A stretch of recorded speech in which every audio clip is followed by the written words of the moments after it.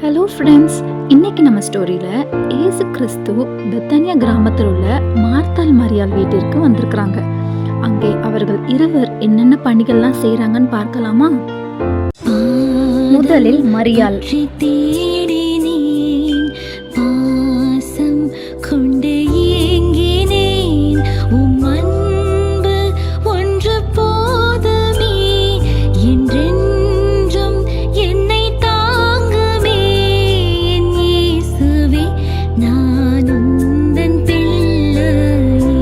ஆனால் மார்த்தாளோ